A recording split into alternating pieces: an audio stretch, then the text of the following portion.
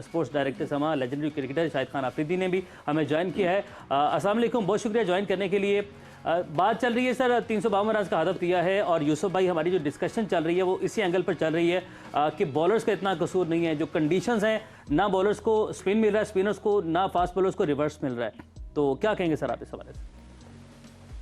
अस्सलाम वालेकुम। वालेकुम सलाम। देखें, जो यूसुफ ने बात की है बिल्कुल ठीक बात की है। मैंने भी इससे पहले आपको यही कहा था कि इंडिया की पिचेस ऐसी हैं कि जो बॉलर वहाँ पे बहुत ज़्यादा स्ट्रगल करते हैं। वहाँ पे क्योंकि बैटिंग कंडीशन ज़्यादा है, बैट्समैनों के लिए it's like a heaven, score करते हैं लंबे लंबे रन। और वहाँ पे हर टीम की कोशिश ये होती है कि जो एवरेज है उसको मेंटेन करके लेके चलें। स्ट्राइक रेट अगर आप और न्यूजीलैंड के बैट्समैनों की परफॉर्मेंस देखें पाकिस्तान के खिलाफ या ऑस्ट्रेलियन की आज की परफॉर्मेंस देखें तो एक आधा बैट्समैन के अलावा आप सबके स्ट्राइक रेट्स चेक कर लें। तो ये वो चीज़ें हैं जो टीम्स जो है जो बड़ी टीमें हैं वो फ़ायदा उठाती हैं अच्छी कंडीशन से, अपने स्ट्राइक रेट को अपने एवरेज को मेंटेन रखती है, एक अच्छा टोटल जो है वो स्कोर बोर्ड पे लगाती है, क्योंकि उनको पता है कि बॉलर जो है वो स्ट्रगल करेंगे यहाँ पे।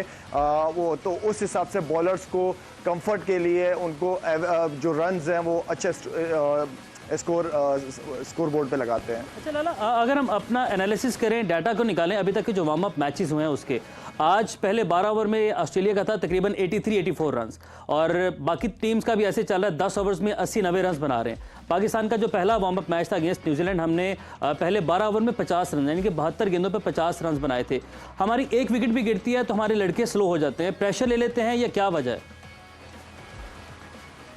हाँ, प्रेशर लेते हैं तो ये होता है ना। प्रेशर लेने का मतलब देखिए, आप ये देखिए कि आपका नंबर 3 पे नंबर 4 पे बैट्समैन कौन है। अगर आप बाबर आजम की बात करें तो बाबर आजम जो है वो अपनी इनिंग बिल्ड करनी उसको आती है, वो उसको टाइम चाहिए होता है। इसी तरह रिजवान को भी टाइम चाहिए होता है। ये जाती शॉटें तो नहीं मारते। हाँ, अगर इनके एरिया में इनको बॉल मिल गई, चाहे वो पहला बॉल है या 5वां बॉल है, जो भी बॉल है वो नेचुरली इतने स्ट्रांग होती है, इतनी प्रैक्टिस की हुई होती है कि उस बॉल पे चले जाते हैं। अगर आप इनको बुरा बॉल नहीं करते, अच्छी जगह पे खिलाते रहते हैं, देन ये टाइम लेते हैं, ये बुरे बॉल का इंतजार करते हैं, ये अपने इनिंग्स को सिंगल डबल्स के साथ जो है वो बिल्ड करते हैं। इनको सिंगल बैट्समैन यूसुफ होगा आपको बता देगा, जो जितने भी सिंगल या डबल करते हैं बैट्समैन, उससे उनको कॉन्फिडेंस फील करते हैं बैट्समैन। तो हमारे बैट्समैनों को भी आप साथ में देखें ना कि तीसरे चौथे नंबर पे कौन से बैट्समैन आ रहे हैं, तो ये वो बैट्समैन है हमारे जो इनिंग बिल्ड करते हैं अपनी।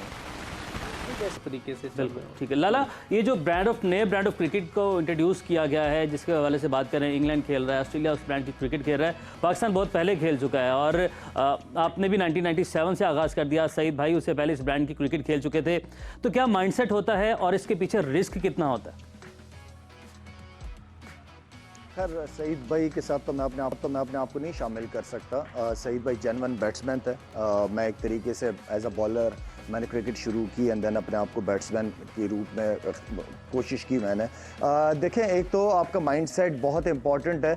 आपका अगर एक बंदे के अंदर एग्रेसिव क्रिकेट खेलने की एक अल्लाह ताला ने क्वालिटी रखी हुई है, तो उसमें बेहतरी के लिए, उसको पॉलिश करने के लिए क्या आपके पास ऐसा कोचिंग स्टाफ है या हमारे ऐसे कोचेज़ हैं कि जो शाहिद अफरीदी को अपने तरीके से क्रिकेट खिलाना चाहते हैं? मुझे ये बताएं। असल चीज़ तो ये है, बॉब वुलमर की हम इसलिए बात करते थे क्योंकि वो हमें कहता था कि अपनी स्ट्रेंथ पे रहो, अपनी स्ट्रेंथ से ना हटो, अपने गेम को ना चेंज करो। तो सबसे पहले ये माइंडसेट बनाना ज़रूरी है। दूसरी बात ये है कि जो आप बात कर रहे हैं, मैं जब चीफ सेलेक्टर बना तो डोमेस्टिक क्रिकेट के हवाले से बात हुई, T20 के हवाले से, तो मैंने कहा स्ट्राइक रेट जो क्रिकेटर्स हैं जो डोमेस्टिक क्रिकेट खेल रहे हैं T20, वहीं से बच्चों के दिलो दिमाग में एक बात बिठा दें कि 130 का स्ट्राइक रेट होना चाहिए। अब तो 130 का स्ट्राइक रेट वो शुरू में भी आप चांस लेके कर सकते हैं या थोड़ा सा अपनी इनिंग बिल्ड करके भी आखिर में भी वो स्ट्राइक रेट लेके आ सकते हैं। तो वो अचानक ऊपर नेशनल टीम में नहीं होता, उसको आप डोमेस्टिक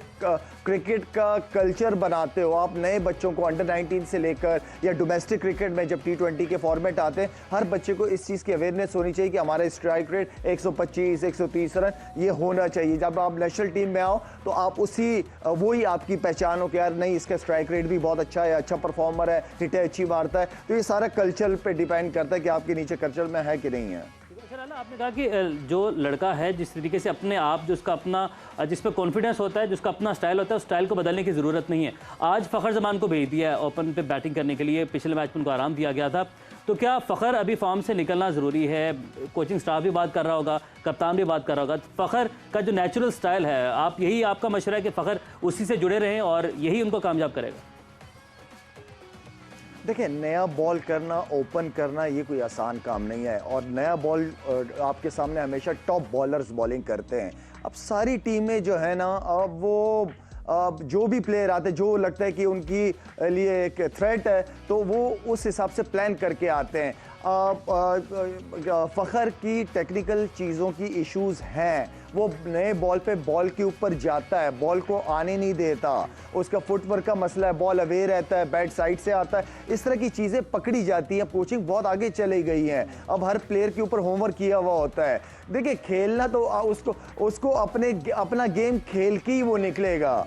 या तो शुरू में वो अपने आप को कॉन्फिडेंट फील करने के लिए थोड़ा सा बॉल को मिडिल करे एंड देन वो जहाँ कंफर्टेबल फील करता है, 5 बॉलरों में से एक आधा बॉलर ऊपर ऐसा आ जाता है जिसके ओवर में को आप बड़ा बना लेते हो, आप वो स्ट्राइक रेट को वापस कर लेते हो। डिपेंड करता है कि आप किस माइंडसेट के साथ ग्राउंड के अंदर जा रहे हैं। फ़खर को इस चीज़ की इंपॉर्टेंस का अच्छी तरह पता है कि उसने पास्ट में भी बहुत ज़बरदस्त परफॉर्मेंसेस दी है पाकिस्तान को। वो कोई बगैर परफॉर्मेंसेस के लिए सिर्फ पाकिस्तान के लिए नहीं खेल रहा, वो परफॉर्म करके पाकिस्तान के लिए खेल रहा है।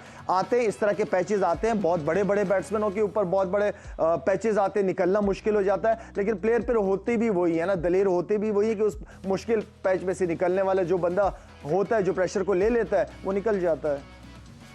ठीक है लाला, आपने जैसे कि हम बॉब वुलमर का आज बार बार जिक्र कर रहे हैं, तो मिकी आर्थर इस वक्त टीम के साथ मौजूद हैं, तो वो क्या समझते हैं? टीम के साथ एक पहले भी रह चुके हैं, पाकिस्तान चैंपियंस ट्रॉफी भी जीत चुका है, तो किस तरीके से इसमें हेल्प आउट करते हैं? बाकी आपने एक बड़ी अहम बात की है कि आप बेशक आगाज़ में डॉट बॉल्स खेलें, उसमें एक इंडिया की इनिंग की जो है वो मिसाल जहन में आ गई है। 357 रन बनाए थे, लेकिन उस इनिंग में 130 प्लस डॉट बॉल्स थे। बाद में उन्होंने कैसा ज़बरदस्त उसको कन्वर्ट किया और अपनी इनिंग जो फिनिश की 350 से ज़्यादा रन पर फिनिश की उन्होंने।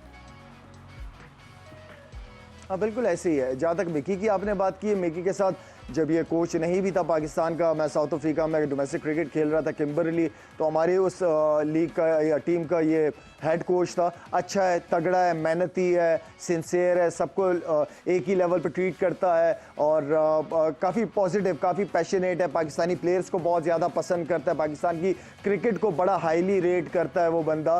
तो आई मीन के काफ़ी अरसे से कोचिंग सर्कल के अंदर काम कर रहा है, गोरा है और उसको ज़्यादा सियासत में पड़ता नहीं है, उसको अपने प्लेयरों का पता है कि कौन से प्लेयर उसके परफॉर्मर्स हैं, तो वो उन्हीं को लेके चलने की कोशिश करता है।